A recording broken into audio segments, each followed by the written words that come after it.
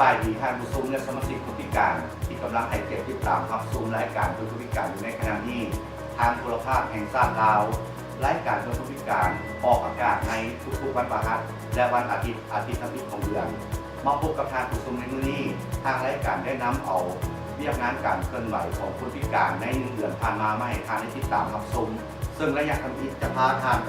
ชมงานวางแสดงรูปภาพบรรยายและละครเงาของผู้พิการต่อด้วยข่าวญี่ปุ่นให้การช่วยเหลือการพัฒนาความอาจสามารถ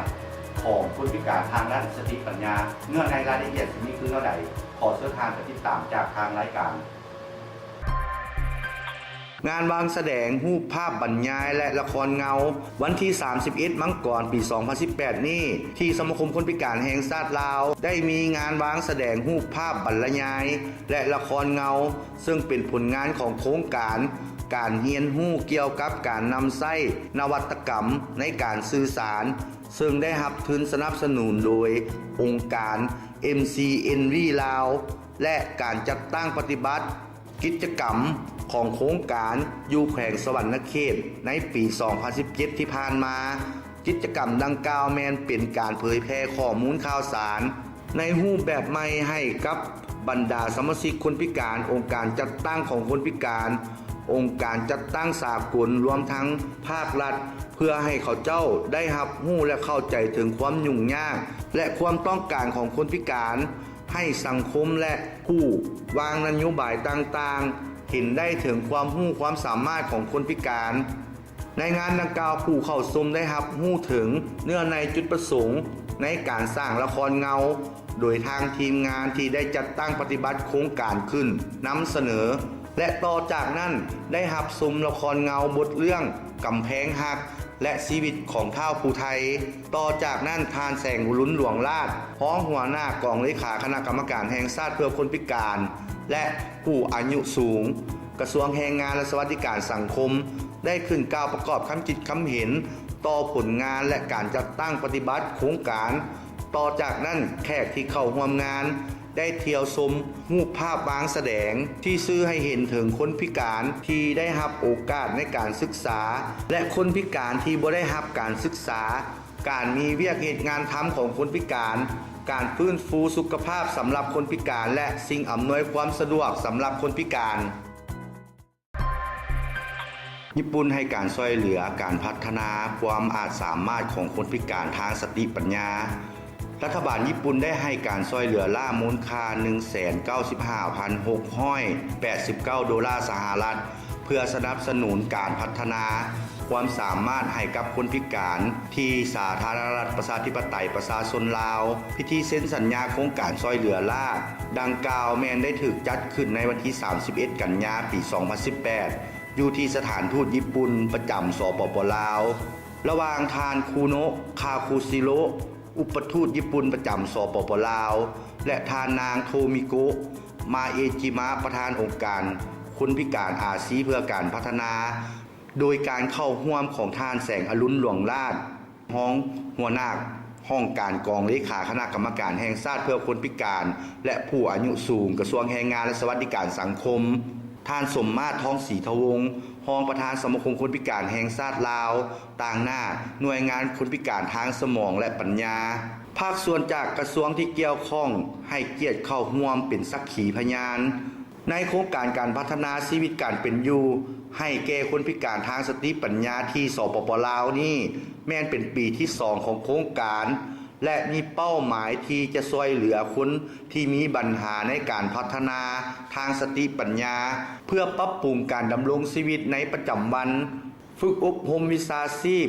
สร้างแบบอย่างในการเฮ็ดเวียกที่ดีให้แก่เขาเจ้าเสริมสร้างความรับรู้ให้แก่สังคมให้เข้าใจถึงความเป็นไปได้ในการพึ่งตนเองดำรงชีวิตในสังคมของผู้พิการทางสติปัญญา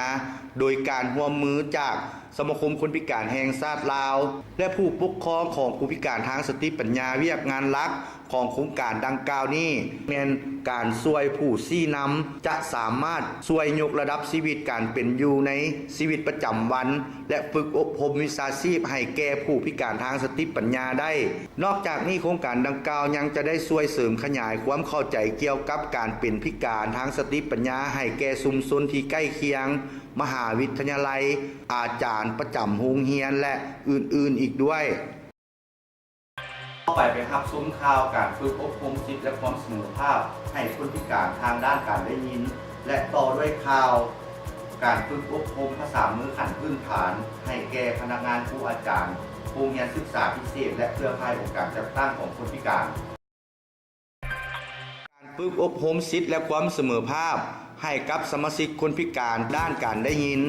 หน่วยงานส่งเสริมสิทธิและความเสมอภาคของคนพิการเป็นหน่วยงานหนึ่งที่สำคัญของสมาคมคนพิการแห่งชาติลาวมีภาระบทบาท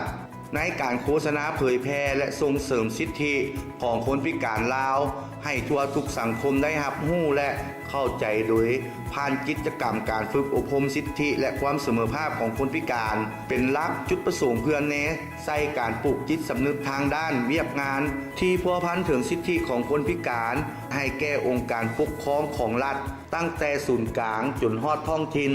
รวมทั้งกลุ่มของคนพิการและชุมชนทั่วไปนอกจากนี้ยังเป็นการสนับสนุนคนพิการได้เข้ามามีส่วนร่วมอย่างเต็มส่วนในการบริการและกิจกรรมต่างๆอยู่ในชุมชนตามความอาจสามารถและสภาพเงื่อนไขตัวจริงของพวกเขาเจ้าดังนั้นในวันที่3หาวันที่4กุมภาพันธ์ปี2018นี้ขึ้นก้าวประกอบกับคิดกับเห็นในการฝึกอบรมโดยท่านบุญเติมจันตลีวงศ์ประธานสมาคมคนหูหนวกต่อจากนั้นท่านท้องจันดวงมาลาลัยประธานสมาคมคนพิการแห่งชาติลาวก็ได้ขึ้นกล่าวเนื่องในจุดประสงค์พร้อมทั้งกล่าวเปิดการฝึกอบรมในครั้งนี้ผู้เข้าร่วมการฝึกอบรมได้รับรู้เกี่ยวกับเวียกงานการพัฒนาคนพิการในสปป.ลาวและนิติกรรมเกี่ยวกับคนพิการภายในและสากลทางทีมงานครูฝึกได้ให้ผู้เข้าร่วมฝึกได้รับรู้ถึงอุปสรรคหรือสิ่งกีดขวางต่างๆต่อการมีส่วนร่วมของคนพิการลักษณะเฉพาะสิ่งท้าทายที่คนพิการประเสริญอยู่การจำแนกการบ่มีส่วนร่วมของคนพิการแนวทางสิทธิมนุษย์ต่อความเป็นพิการและการพัฒนาพร้อมกันนั่นก็ยังได้พากันเล่นเกมต่างๆโดยการนำพาของทีมงานของสมาคมคนหูหนวกลาวได้มีการแบ่งกลุ่มค้นคว้าและปรึกษาหารือน้ำกันต่อจากนั้นก็ได้ให้ต่างหน้าของแต่ละกลุ่มขึ้นนำเสนอของผลปรึกษาหารือน้ำกันการฝึกอบรมดังกล่าวได้ดำเนินไปตามเป้าหมายที่ได้วางไว้การฝึกอบรมภาษามือขั้นพื้นฐานให้แก่บรรดาพนักงานครูอาจารย์และเครือข่ายองค์การจัดตั้งของคนพิการในระหว่างวันที่12หาวันที่16กุมภาพันธ์ปี2018ได้มีการจัดฝึกอบรมภาษามือขั้นพื้นฐานให้แก่บรรดาพนักงานครูอาจารย์และเครือข่ายองค์การจัดตั้งของคนพิการอยู่ที่สมาคมคนพิการแห่งชาติลาวโดยการเข้าร่วมหลายภาคส่วนเป็นต้นต่างหน้ากลุ่มจัดตั้งทางสังคมกระทรวงภายในต่างหน้าแผนกศึกษานครหลวงต่างหน้าครูอาจารย์มาจากโรงเรียนศึกษาพิเศษเฮียนห่วมนักศึกษาลงฝึกงานที่มาจากมหาวิทยาลัยแห่งชาติจุดประสงค์เพื่อให้พนักงานที่เกี่ยวข้องได้เรียนรู้และเข้าใจการสื่อสารภาษามือขั้นพื้นฐานกับคนหูหนวกเพื่อเผยแพร่และแลกเปลี่ยนบทเรียนเกี่ยวกับวัฒนธรรมของคนหูหนวกให้ผู้เข้าร่วมได้เรียนรู้เข้าใจโดยพื้นฐานนักสมรกรที่เข้าฝึกอบรมได้เรียนรู้เกี่ยวกับภาษามือขั้นพื้นฐานเป็นต้นได้เรียนรู้เกี่ยวกับพยัญชนะสาระสิ่งของคำศัพท์ต่างๆที่ใช้ในชีวิตประจำวันโดยนำใช้ภาษามือพร้อมกันนั่นก็ยังได้รับรู้เกี่ยวกับวัฒนธรรมของคนพิการทางหูนอกจากนั้นก็ยังได้รับชมละครใบ้ที่มาจากประเทศที่นำเอาความเบิกบานมวลซืนและวิธีการแสดงเกี่ยวกับละครใบ้แบบง่ายๆมาให้เฮาได้เรียนรู้การฝึกอบรมภาษามือขั้นพื้นฐานแม้นได้ดำเนินไปเป็นเวลา5วันหลังจากสำเร็จแล้วทางรายการเพื่อนคนพิการได้สัมภาษณ์นักสมณกรที่เข้าร่วมฝึกว่าสบายดีข้าพเจ้าชื่อนางพนมพรกัลยา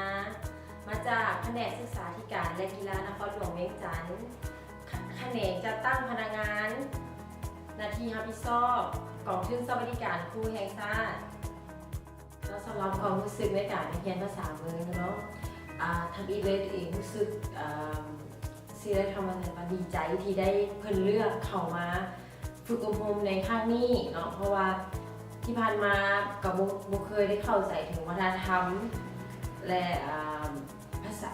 นำไส้ภาษามือจะถือว่าได้เรียนมานี่ถือว่ารู้สึกดีที่ได้หู้ถึงได้หู้ถึงความรู้สึกของคนปกครองทางหูหรือสายตาหรือประเภทอื่นๆได้มาเรียนเกี่ยวกับวัฒนธรรมสิทธิสวัสดีข้าพเจ้าชื่อเต็งย่างยูซามาจากกรมพัฒนาการบริหารรัฐกระทรวงภายในหน้าที่รับผิดชอบแมนเวียงงานแผนกคุ้มครองทางสังคมกระทรวงภายในของผมเกี่ยวกับ1 อาทิตย์ที่ผ่านมานี่อันสิ่งที่ได้ห้ามหุ้นดีที่สุดคือว่าการห้ามหุ้นถึงภาษาตัวอย่างว่าได้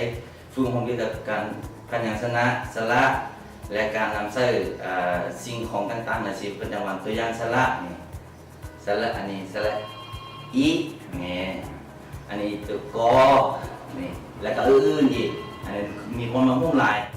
ผ่านกันเข้ามาฝึกหุ้นมีรู้สึกมีความดีใจหลายต่อเรื่องนี้ถือว่ามีความปิติยินดีหลายที่ได้ถือรับเสื้อจากสมาคมคนหนวกมาฝึกหุ้นนะที่ว่ามีความดีใจหลายไปพักซุ้มซิที่น่าสนใจแล้วมาเข้าสู่ระยะต่อไปของทางรายการ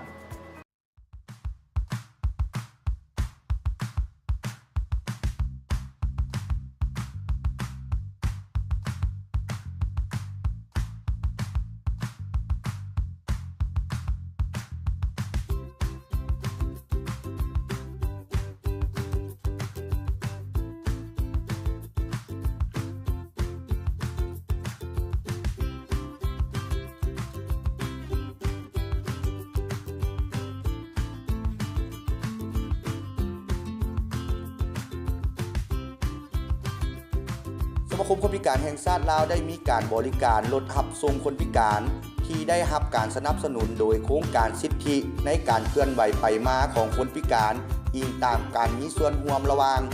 ศูนย์สีลมสำหรับคนพิการตาและสถาบันพัฒนาคนพิการเกาหลีได้สนับสนุนและสร้างความเข้มแข็งให้กับสมาคมคนพิการแห่งชาติลาวรถรับส่งคนพิการเปิดให้การบริการและเริ่มวันจันทร์ถึงวันศุกร์เวลา 8 โมงหา 16 โมงแรงตามโมงราชการการรับส่งแมน4 ตัวเมืองภายในนครหลวงเวียงจันทร์จะบริการเฉพาะคนพิการกับผู้ช่วยคนพิการเท่านั้นท่านใดถ้าหากสนใจสามารถเอิ้นรถรับส่งคนพิการได้ส่วนค่าบริการแมนติดต่อสอบถามได้ที่เบอร์โทร 030501677 เพื่อความสะดวกสบายและปลอดภัยในการเดินทางของคนพิการ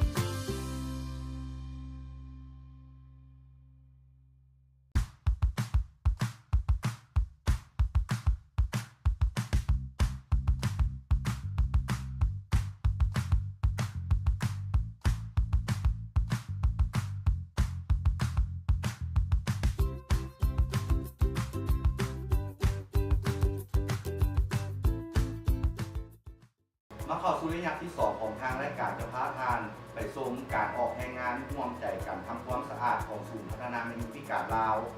ต่อด้วยการฝึกอบรมสิทธิเด็กให้แก่พ่อแม่ผู้ปกครองและพนักงานหน่วยงานพิการทางสมองร่วมใจกันทำความสะอาดของศูนย์พัฒนาแม่หญิงพิการลาวในตอนบ่ายของวันที่ 9 กุมภาพันธ์ ปี 2018 นี้อยู่ที่ศูนย์พัฒนาแม่หญิงพิการลาว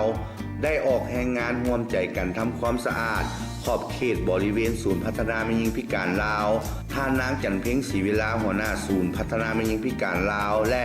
ท่านเชิร์สดาวสแตนหัวหน้าโครงการเวียงจันทร์สะอาดได้นำพาพนักงานเพื่อให้น้องร่วมใจกันทำความสะอาดขอบเขตบริเวณศูนย์พัฒนาแม่หญิงพิการลาวท่านหัวหน้าโครงการเวียงจันทร์สะอาดได้แนะนำให้ฮู้เกี่ยวกับการแยกประเภทขี้เหงื่อ ที่สามารถนำไส้คืนได้และสามารถเอาไปขายเพื่อเป็นรายได้ การออกแห่งงานร่วมใจทำความสะอาดในครั้งนี้ก็แมนเพื่อคำนับรับต้อนในวันที่ 8 เดือน 3 ปี 2018 และอีกอย่างหนึ่งก็เพื่อสร้างขบวนการคำนับรับต้อนปีท่องเที่ยวลาว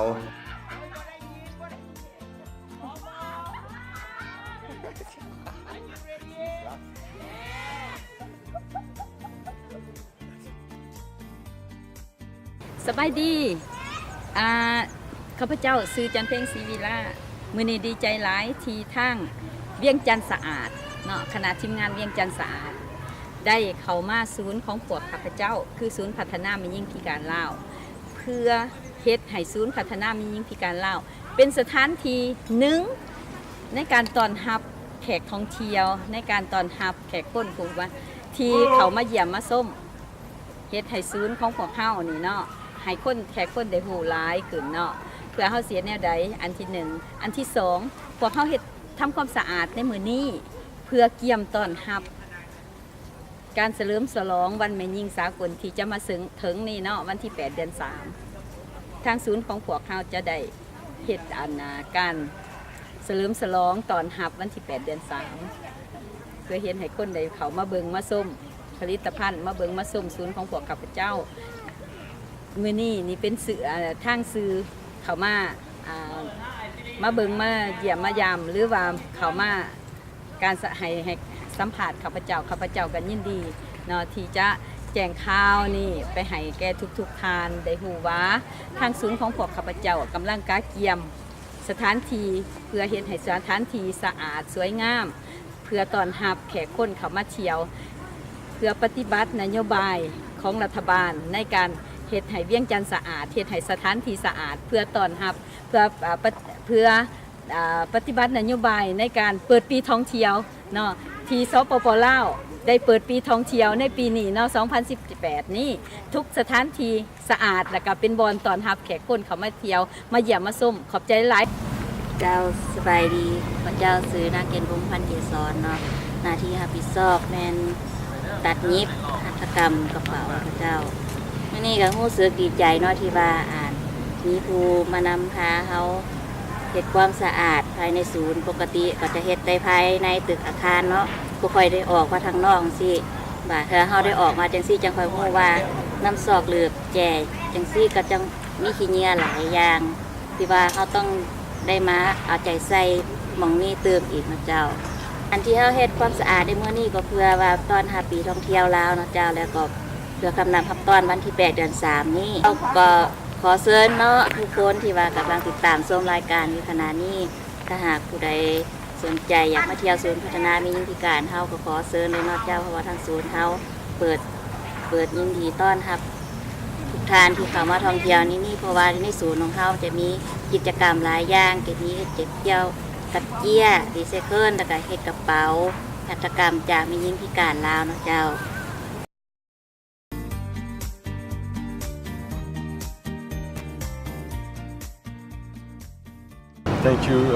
Thank you for inviting me.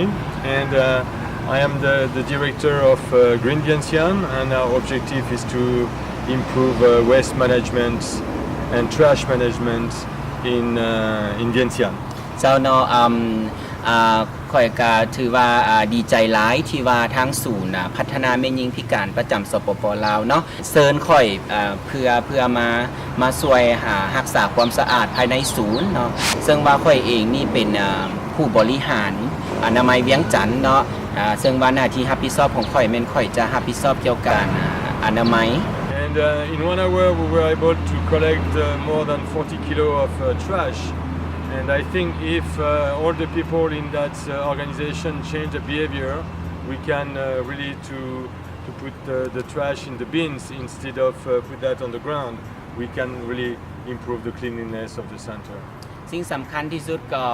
ก็คือที่เราเห็นเนาะพวกเราใช้เวลาเพียงแต่1 ชั่วโมงเนาะพวกเราก็สามารถเก็บขี้เหงื่อภายในศูนย์ของพวกเรานี่ได้ตั้ง40 กิโลเนาะซึ่งว่าสำคัญก็คือว่าให้กลุ่มคนเหล่านี้ให้กับเจ้าฮู้จักวิธีการกำจัดขี้เหงื่อเนาะ ให้ฮู้จักวิธีการแบ่งแยกขี้เหงื่อ And today was a very good day because with the member of the association, your association, we were able to clean this place and to show that it's possible to clean and to improve the cleanliness of the area where we are living. And that was a very good example, a good team building spirit, and the people were happy to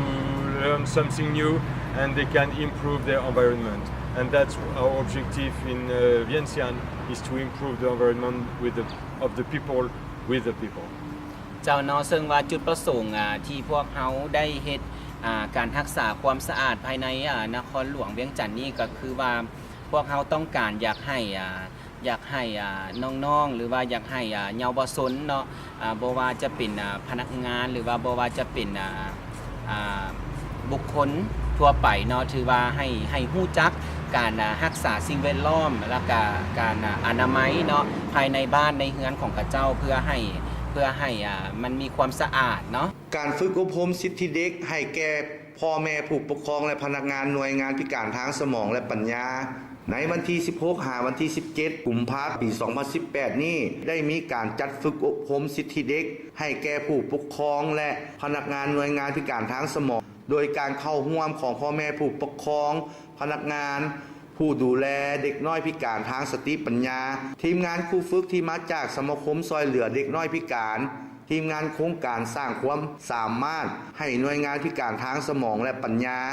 โดยได้รับการสนับสนุนโดยองค์การคาริตัสจุดประสงค์ในการฝึกอบรมแมนเพื่อให้ความรู้ความเข้าใจเกี่ยวกับสิทธิขั้นพื้นฐานของสิทธิมนุษย์กฎหมายว่าด้วยสิทธิเด็กดำรัส 137/นย.ว่าด้วยสิทธิของคนพิการกฎหมายปกป้องสิทธิและผลประโยชน์ของเด็กและความเข้าใจต่อเด็กพิการเพื่อสร้างขีดความสามารถให้แก่บรรดานักสัมมนกรในการนำเอาความรู้ดังกล่าวไปผันขยายในครอบครัวและชุมชนของพวกเขาเจ้าเพื่อสร้างความสามัคคีแลกเปลี่ยนข้อมูลข่าวสารร่วมกันระหว่างพ่อแม่ผู้ปกครองเด็กน้อยพิการบรรดานักสัมมนกรที่เข้าร่วมได้รับฟังการนำเสนอเนื้อในจุดประสงค์โดยท่านสมมาตรท้องศรีทวงศ์รองประธานสมาคมคนพิการแห่งชาติลาวต่อจากนั้นก็เข้าสู่วาระการฝึกอบรมทางทีมงานครูฝึกแม้ได้นำเสนอและแบ่งกลุ่มค้นคว้าปรึกษาหารือระดมแนวคิดระหว่างผู้ปกครองและผู้ดูแลพิการทางสติปัญญาอยู่ภายในหน่วยงานโดยใช้หัวข้อ3หัวข้อเช่น1การเชื่อมโยงเกี่ยวกับเกียรติศักดิ์ศรีมนุษย์ของเด็กพิการทางสมองพบปัญหาอย่างแน่ 2 วิธีแก้ไขปัญหาเกี่ยวกับเด็กพิการทางสมอง 3. เขาจะพัฒนาเด็กพิการทางสมองให้เขาเจ้าเข้าใจถึง4ปัจจัยคือแนวใดต่อจากนั้นต่างหน้าของแต่ละกลุ่มก็ได้ขึ้นนำเสนอของผลการระดมแนวคิดให้ผู้เข้าร่วมได้รับรู้ถึงปัญหาและวิธีแก้ไขที่ถูกต้องเพื่อให้เด็กได้รับการพัฒนาในด้านต่างๆก็ใกล้มาถึงระยะสุดท้ายของทางรายการจะไปซุ้มเสียงสำหรับคนพิการนี่แมนพวกเขาอยากให้ทางผู้ชมได้รับรู้ถึงความรู้สึกผู้ปกครองที่มีลูกเป็นคนพิการทางด้านสติปัญญาเงื่อนในรายละเอียดจะมีคือแนวใดขอเชิญท่านติดตามจากทางรายการของพวกเขา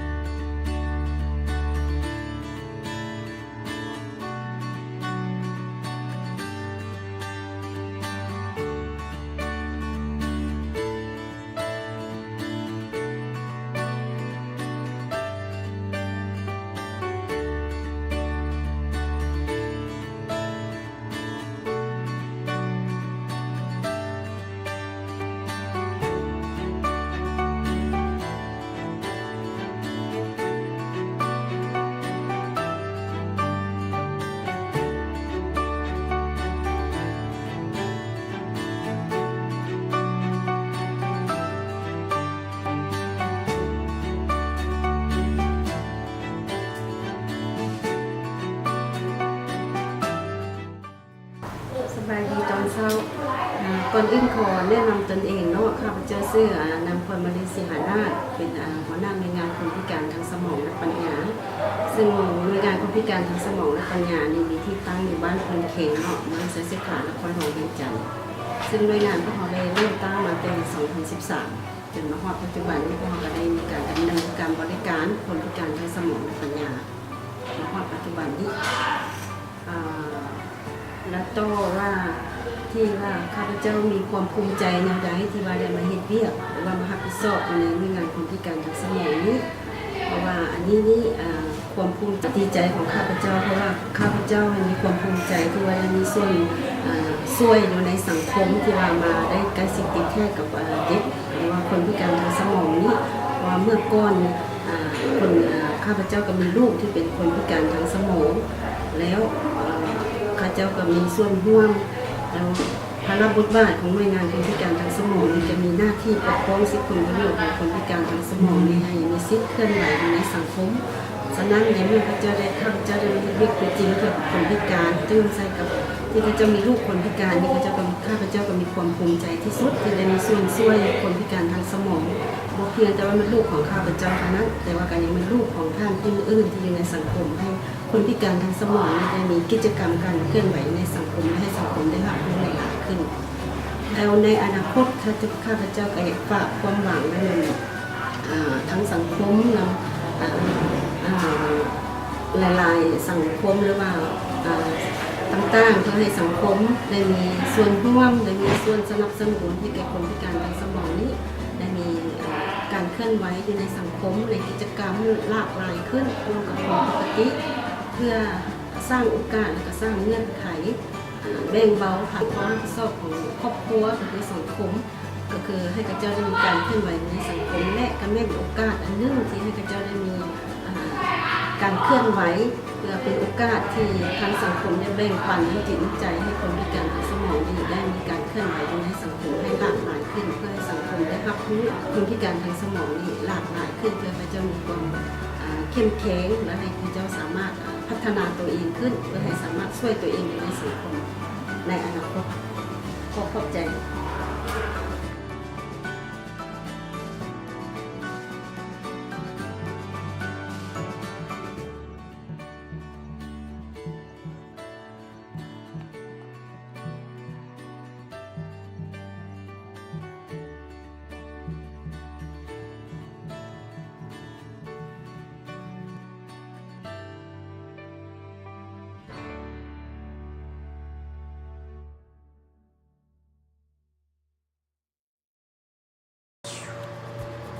ก็มาถึงในงานสุดท้ายของทางรายการขอขอบใจท่านผู้ชมและสมาชิกคนพิการที่ให้เกียรติติดตามรับชมรายการของพวกเขา